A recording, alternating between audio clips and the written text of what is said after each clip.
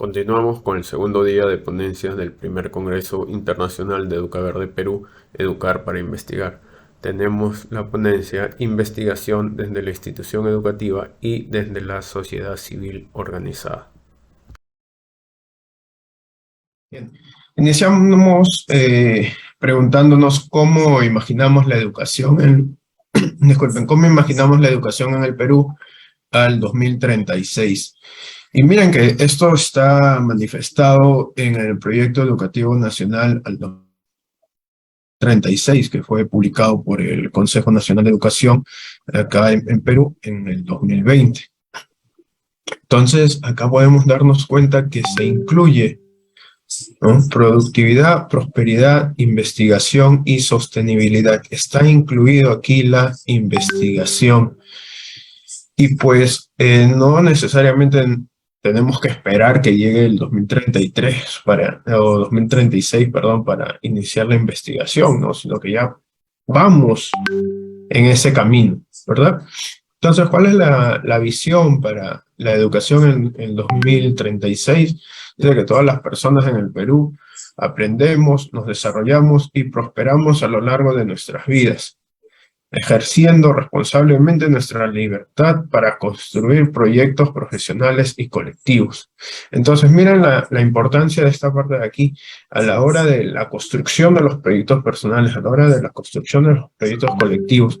Como ya dijo la ponente anterior, se tiene que realizar una investigación previa para poder realizar también algún tipo de proyecto desde nuestra institución educativa o desde nuestra propia persona para, justamente, como dice aquí, para los proyectos personales, ¿no? Para nuestro propio desarrollo personal. Entonces, aquí nos habla también de igualdad, de equidad, nos habla de inclusión, de respeto, de valorar la diversidad, ¿no? Y no solamente valorar la diversidad de personas, de etnias, ¿no?, de repente ideologías, sino también valoremos la biodiversidad, la diversidad de fauna, la diversidad de flora, porque somos parte del planeta, somos parte de un gran ecosistema en realidad, y lastimosamente somos la especie que más daño le está haciendo a digamos, a este jardín común, ¿no?, a esta casa común. Entonces, si hablamos de un bienestar socioeconómico, si hablamos de un bienestar socioemocional, si hablamos de un bienestar colectivo, estamos hablando también del bienestar hacia la recepción de lo que nos estaría brindando la naturaleza. ¿Bien? ¿Y por qué le hablo esto? Porque justo dentro de los objetivos de desarrollo sostenible estamos viendo mucho sobre el clima, sobre la fauna marina, sobre los ecosistemas, ¿no? Entonces estamos viendo sobre ciudades sostenibles. Entonces nos damos cuenta de que en realidad todo lo que se está abarcando aquí también está de algún modo en función hacia lo que vendría a ser pues justamente el bienestar relacionado al medio ambiente. ¿Bien? Entonces, ¿cómo puedo investigar? ¿Cómo puedo iniciar una investigación? Ya habíamos conversado ayer un poco de ello cuando se presentó la investigación sobre el control biológico, ¿no? Debemos de pensar, tener una reflexión, interesarnos en el tema y luego ya vamos a investigar. Y este pienso resulta de una motivación que puede ser propia, puede ser externa, puede ser intrínseca o puede ser extrínseca. Entonces, esta parte motivacional que puede ser dada justamente por el profesional, por el profesor o por algún investigador, también puede ser nacida desde el mismo estudiante, ¿no? A partir de ello ya se continuará con la búsqueda de información, de fuentes, ¿no? Me estaré interesando más en el tema, ¿no? Como se ha mencionado, no solamente fuentes físicas, sino también tenemos fuentes como es el Internet. De repente, este mismo congreso puede servir como fuente para alguna investigación más adelante, ¿no? Y luego ya entraríamos a la parte de investigar, ¿no? En este caso, una investigación en ciencias puede ser experimental, podemos tener una investigación descriptiva también. Vamos a ver cómo investigaríamos desde la institución educativa. Entonces, desde la institución educativa, vamos a ver, vamos a centrarnos de repente en estos 3 objetivos de desarrollo sostenible, el 13, el 14 y el 15. El 13 que nos habla de acción por el clima, el 14 sobre vida submarina y el 15 sobre ecosistemas terrestres. Entonces, si nos centramos en el objetivo 14, vamos a hablar sobre algunos datos importantes como es el número de especies que se han identificado en los océanos. Vamos a hablar sobre la cantidad de dióxido de carbono que de algún modo es absorbido por los océanos, ¿no? ¿Por qué? Porque en los océanos también hablamos de la presencia de plantas, ¿no? Hay plantas, hay algas que van a tomar también el dióxido de carbono del ambiente para realizar la fotosíntesis. Hablamos de una enorme cantidad de fitoplancton que también estaría participando en esta absorción del dióxido de carbono. Entonces, hay una meta, ¿no?, que es la meta 14, que nos menciona que es preciso mejorar la conservación y el uso sostenible de los océanos. ¿Correcto? Entonces, desde nuestra condición de estudiante, desde nuestra condición de profesional, ¿cómo nosotros vamos a realizar esta meta? Desde nuestra condición, de repente, de padre de familia, de ama de casa, ¿qué es lo que nosotros vamos a poder brindar para mejorar, ¿no?, la conservación y el uso sostenible de los océanos?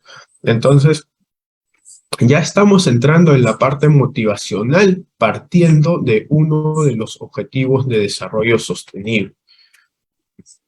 A partir de ello, tenemos aquí algunos datos más que nos van a permitir justamente conocer, ¿no? Y cómo se manifiesta ahí, conocer para poder defender, porque nadie quiere lo que no conoce.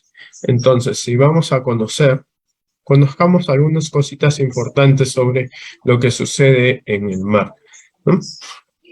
Por ejemplo, el mar peruano tiene luz suficiente, lo cual permite que los seres que viven ahí puedan vivir en realidad con tranquilidad, tanto las plantas realizando la fotosíntesis y dando el oxígeno que necesitan los animales, ¿no?, como los mismos animales que finalmente muchos de ellos son parte de nuestra dieta diaria en la alimentación. Bien, tenemos una temperatura adecuada, hay dinámica de aves, hay un tipo de salinidad, hay una densidad o viscosidad.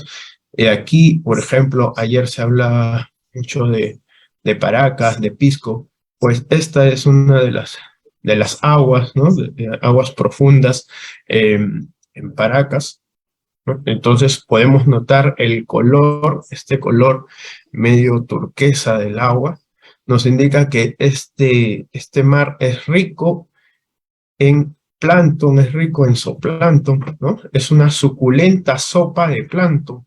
Entonces, ¿cuánto alimento hay aquí para todas las especies marinas, ¿no? Aquí tenemos un tipo de cangrejo, se estaba haciendo una identificación, tenemos yuyo, ¿no? En el fondo podemos observar también diferentes plantas, algunas algas por ahí. Entonces, el mar peruano es privilegiado justamente por estas características que estamos mencionando aquí. Y debemos de conocer eso para poder darle un valor, un mayor valor del que de repente le estamos dando de modo equivocado. Entonces partimos de una situación significativa donde estamos viendo ya los problemas frecuentes que están relacionados con el medio ambiente, como es el uso de plástico. Lastimosamente, la sociedad actual es extremadamente consumista.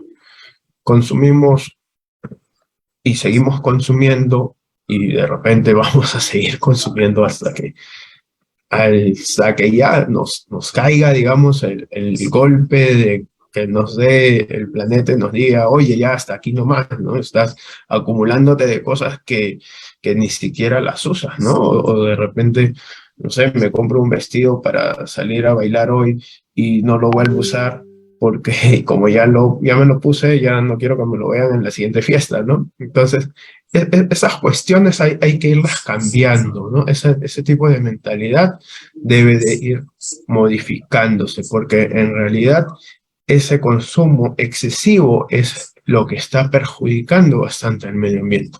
Y dentro del consumo excesivo tenemos también el plástico. ¿Sí? Cada familia podría generar aproximadamente 250 kilos de plástico al año. Y este dato no se los doy yo porque se me ocurrió, sino lo pueden observar en Oceana, por ejemplo, ¿no? En las redes sociales pueden digitar Oceana y ahí van a ver muchas cuestiones referentes al medio ambiente, ¿no? Y esta es una de ellas. Entonces se han formado islas de plástico y como ya se ha conversado también el día de ayer, los animales pueden confundir el plástico con su alimento, ¿no? Y también hablamos de microplástico en el mar. Entonces imagínense que un pez coja este microplástico y nosotros vamos a pescar, sacamos, y ahora este pescado tiene el microplástico en su interior y obviamente lo vamos a consumir nosotros. Entonces nosotros dentro de nuestra dieta ya no solamente consumiríamos pollo, vaca, pescado, sino también estaríamos consumiendo microplástico.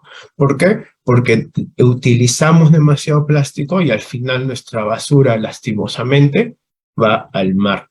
Este es un dibujo que ha sido elaborado por uno de mis estudiantes, por Sebastián, donde se puede observar justamente dentro de una bolsa, ¿no? Hay una ballena. Entonces, en esto estamos cayendo, ¿verdad? En lo que sería un peligro para la fauna marina. Y ya hablando ahora del microplástico, nos damos cuenta que no solamente es el peligro para la fauna marina, que pobrecita la ballena se va a ahogar o la tortuga se va a comer una bolsa, no, sino que también nosotros podríamos estar ingiriendo este microplástico, puesto que esta fauna lo estaría consumiendo, ¿no? Lo estaría consumiendo justamente del mar.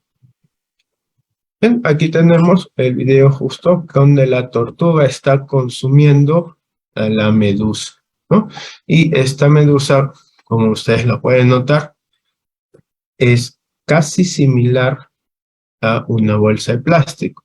De repente ustedes lo pueden diferenciar, yo lo puedo diferenciar, pero démonos cuenta que la tortuga no va a tener la misma visión que nosotros, ¿no? Entonces para ella va a ser un tanto más difícil, ¿no? En el mar, como se dice, las bolsas de plástico se pueden confundir con una medusa. Entonces al final, ¿qué va a pasar con la tortuga? Va a morir por asfixia. Esto también ha sido sacado de Salvemos el Océano.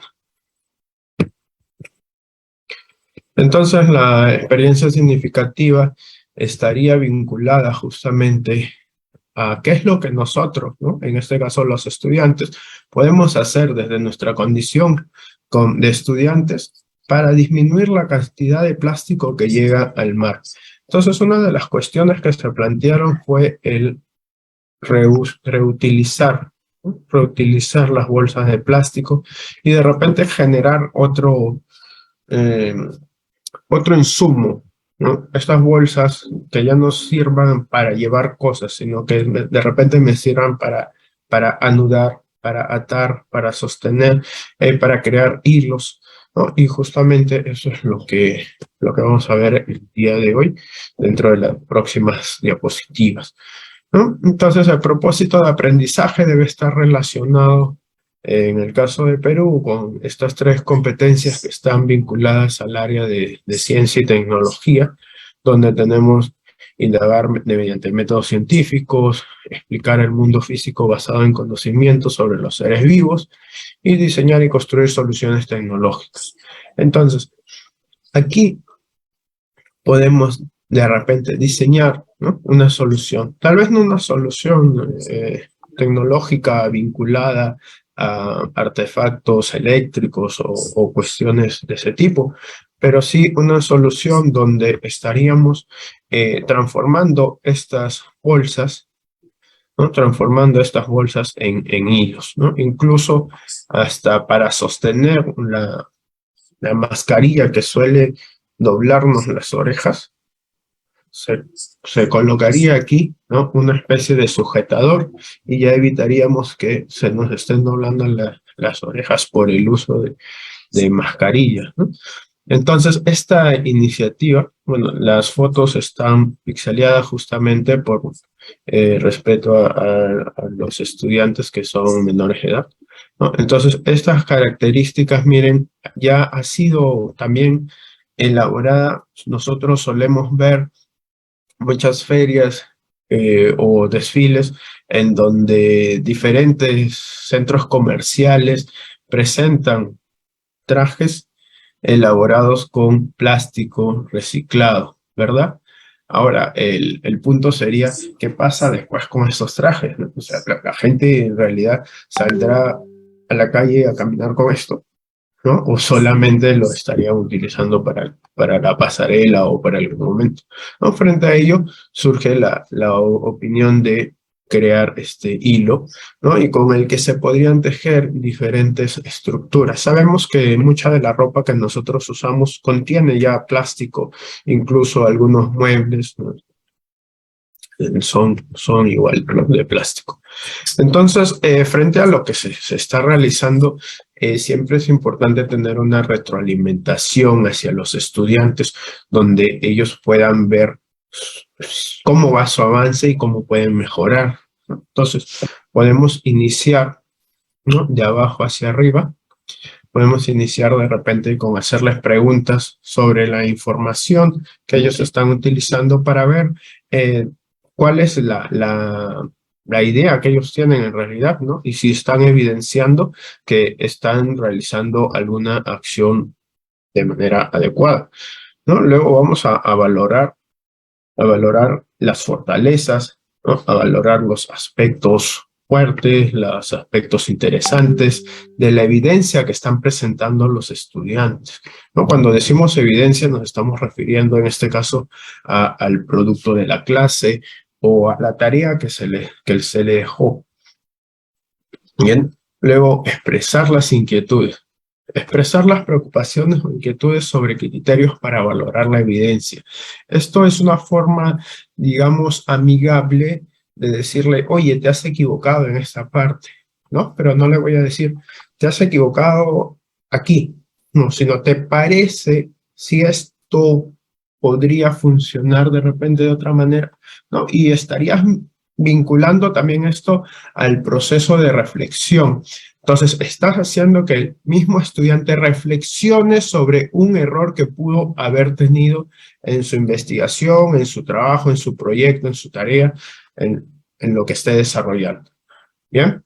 Y luego tenemos aquí también lo que sería ofrecerle las sugerencias.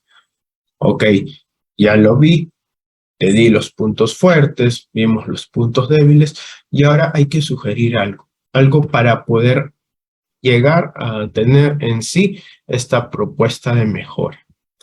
Bien, entonces a partir de ello estaríamos pues en este caso usando una escala de Wilson, la cual ha sido presentada por el Ministerio de Educación también en el 2020. Aquí está la página de la fuente de la referencia en la parte inferior. Tenemos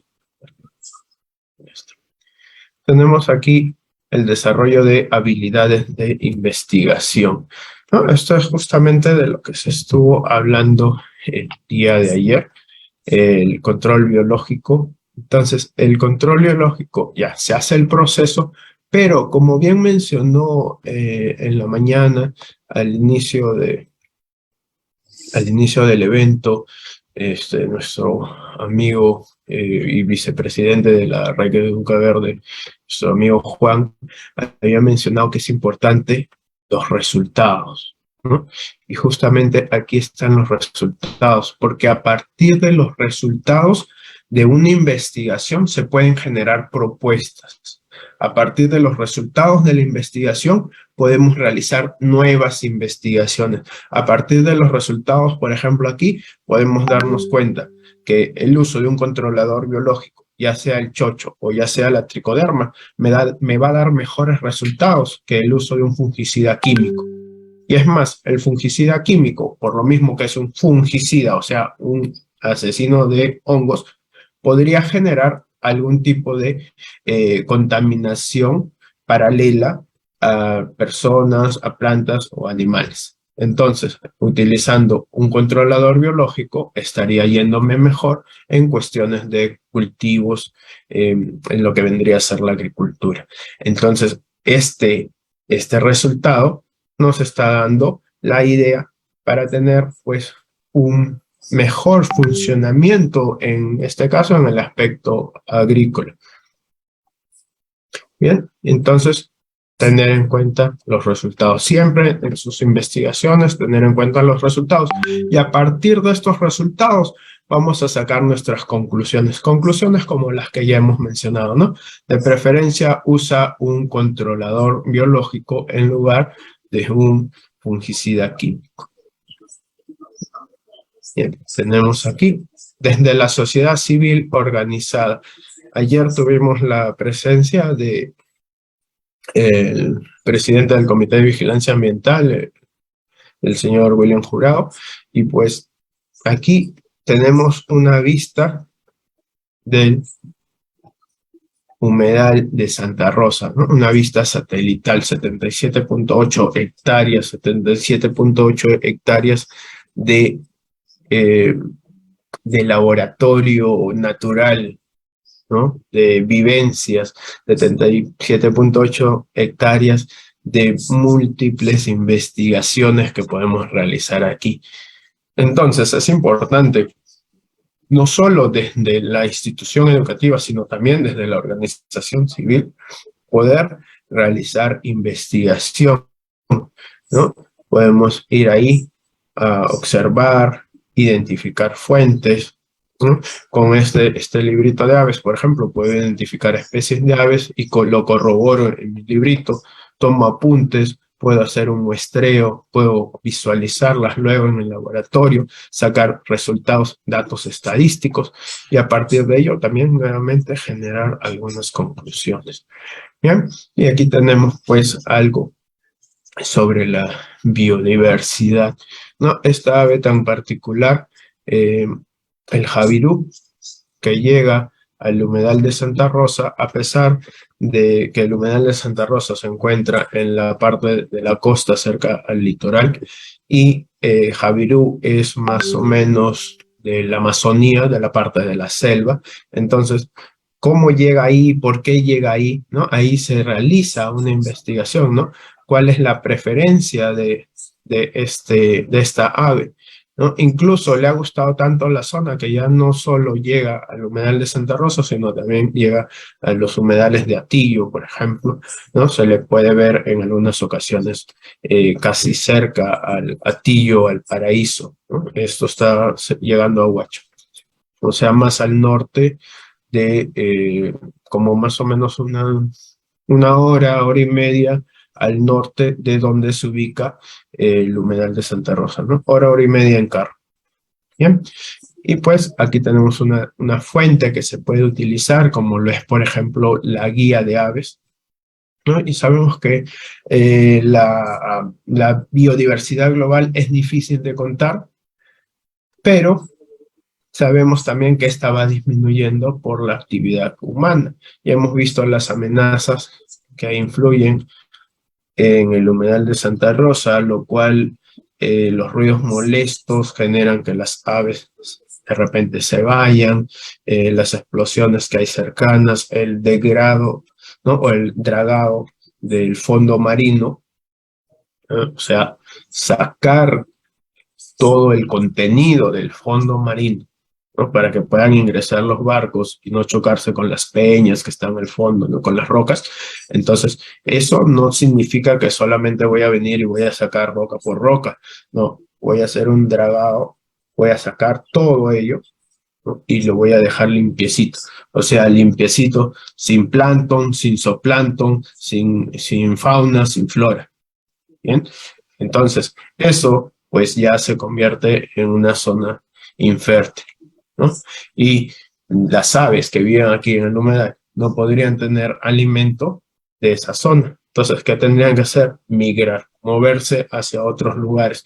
Y el otro humedal donde lo podrían encontrar sería en la reserva de Paracas. O sea, yéndose en carro a unas mm, 6 horas más o menos, ¿no? Entonces, de repente, muchas de las aves no llegarían hasta allá, ¿no? O en los humedales de Pisco no llegarían y en el camino podrían morir. Entonces, esa es una de las dificultades que se genera por cuestiones que a veces se prefiere, ¿no? El humano prefiere el desarrollo, digamos, económico frente al cuidado del medio ambiente, ¿no? Todavía no sabemos llevar esto de la mano, todavía nos cuesta, ¿no? ¿Qué otras cosas podemos hacer? Como ya habíamos mencionado la guía de aves, pues vamos a darle uso a esta guía de aves, ¿no? Por ejemplo, tenemos aquí un cormorán neotropical, tenemos el llanabico, tenemos el pato jergón, que es este que está aquí, ¿no? El pato colorado, ¿no? Tenemos aquí las gaviotas, ¿no?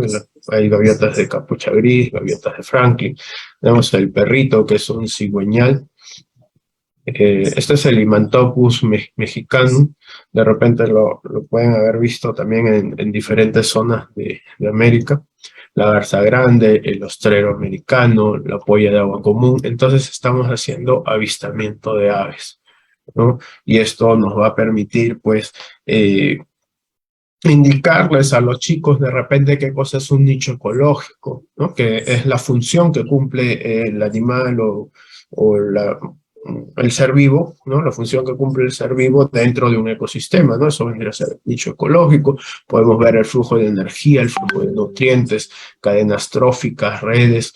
Entonces, ¿qué animalito se come a quién? ¿No? Etcétera. Y continuamos. Esto ya fue en épocas de la pandemia a inicios, no, terminando la primera ola, sí, terminando la primera ola fue esto, más o menos. ¿No? Entonces aquí vemos todavía, usábamos el protector facial, además de la mascarilla, el protector encima, ¿no? No se conocía mucho en realidad del virus, todo, o al menos no por aquí, ¿no? Entonces, tenemos más cuestiones, ¿no? Tener en cuenta que la teoría la puedes aprender en el aula, pero también la puedes aprender aquí, ¿no? Y el trabajo de campo también se puede hacer en el laboratorio y en este laboratorio natural que puede ser, por ejemplo, el humedal de Santa Rosa, ¿no? Ahí tenemos al señor William que hizo la exposición el día de ayer, ¿no? Entonces, el compostaje, la forestación, la sensibilización hacia los demás. Entonces, esto también es importante, ¿no? El recojo, aquí estamos recogiendo, eh, si esto es pistia, ¿no? O sea, el repollo de agua, ¿no? Aquí al fondo podemos ver los totorales, donde generalmente están los nidos. Aquí una visita, este es mi papá, ¿no? Ya, pues, próximamente su cumpleaños, en el 16 de septiembre, aquí visitando el humedal, ¿no? Entonces, el conocimiento, como les decía, debe ser compartido, ¿no? Y justamente en el humedal de Santa Rosa, el 10 de marzo, se encuentra el pato tarro blanco, ¿no? Entonces, este pato, que como ya se había mencionado, es de Euroasia, ¿ya? Porque llega a los humedales, ¿no? Puede ser que se haya perdido, puede ser que de repente se desorientó, ¿no? Pero finalmente este es un hallazgo y fue compartido justamente en el 2019. Y luego yo logré tomar una foto también el 22 de junio. Entonces, el 10 de marzo, del 10 de marzo del 2018 al 22 de junio del 2019, ha pasado regular tiempo. Entonces, este hallazgo nos hace pensar de que esta ave podría estar retornando, ¿no? Ha retornado al año siguiente a los humedales. O sea, si la primera vez llegó porque se desorientó, porque se perdió, la segunda vez ha llegado porque ya le gusta estar aquí. Y es muy probable que sus crías también lleguen aquí. Entonces, de ese modo, estaríamos dándonos cuenta que existe esa posibilidad, ¿no? ¿Por qué? Porque las aves son animales que tienen hábitos recurrentes, o sea, tienen costumbres, ¿no? Acostumbran ir por una misma ruta, acostumbran llegar a un mismo lugar, ¿no? Entonces, si ya no encuentran ese lugar, tendrían que irse a otro y cambiarían su ruta, pero si el lugar sigue ahí, pues seguirían llegando, ¿no? Entonces, de este modo, estaríamos compartiendo el conocimiento, ¿no? Aquí están las gaviotas de Franklin que tanto le gustan a nuestra presidenta Esther, ¿no? Estas pues llegan en miles, ¿no? Y pasan por justamente el humedal. Y bueno, otro caso que se puede analizar puede ser el caso del derrame de petróleo, ¿no? Donde podemos ver aquí, por ejemplo, vieron la flecha sube, esa es la dirección por donde está corriendo la corriente de Humboldt. Entonces, si el derrame de petróleo estaría en este caso marcado en color de la flecha negra, también subiría, ¿no? ¿Por qué? Porque la corriente lo está llevando. Entonces tenemos pues que el petróleo derramado, al trasladarse de un lugar a otro por la corriente que lo va jalando, se empieza a disipar, ¿no? Entonces, ya no solamente veríamos la mancha, sino de repente estaría formando parte ya de las olas, ¿no? Manchando incluso las peñas. Entonces, eso estaría generando otra dificultad. Para ello se hizo un monitoreo, ¿no? Para ello se identificó, por ejemplo, que estas aves de aquí, que no son de la zona, estas fotos han sido tomadas acá en Chacrimar. Esas fotos han sido tomadas en Chacrimar y estas aves deben ser más o menos de por aquí, ¿no? Donde está el punto rojo. A lo que me refiero es que no suelen acercarse a la costa. Sin embargo, aquí están muy cerca de la costa, ¿ya? Y esto se debe a que, este es el chuita, ¿no? Se debe a que el cormorán chuita se ha acercado porque está huyendo del petróleo. Incluso aquí tenemos 4, 5, 6 ejemplares, ¿no? Y generalmente vas a ver de uno o máximo de dos. ¿Por qué? Porque son muy solitarios, ¿no? Pero aquí están buscando refugio, por eso están toditos juntos, ¿no? Evidencia de ello también, como ya decíamos, ¿no? El agua, la corriente de Humboldt va avanzando, igual avanzaría con ella el petróleo. Y aquí tenemos la evidencia de que estas aves están buscando refugio, ¿no? Porque esta ya está totalmente llena de petróleo, ¿no? Sus plumas están llenas de petróleo y pues debe estar sintiendo mucho dolor y lo único que quiere es quitarse ese petróleo de ahí. Y pues finalmente algunas aves no lo logran, ¿verdad? Y es lo que encontramos, pues aves muertas, no solamente cormoranes, pingüinos, ha habido un video por ahí de una nutria marina, ¿no? Entonces hay cuestiones que lastimosamente son muy crudas, muy frías, pero también es importante investigarlas porque esto nos permitiría una reflexión futura y esto nos permitiría pues tener mejores medidas preventivas, ¿no? O en todo caso de acción más rápida, ¿no? Lo que se debió haber hecho, ¿bien? Y bueno, y que todavía no se hace, ¿no? Todavía continúa ese problema. Bien, entonces acá tenemos la bibliografía, la bibliografía consultada para este material. Y pues hasta ahí sería mi ponencia. Muchas gracias.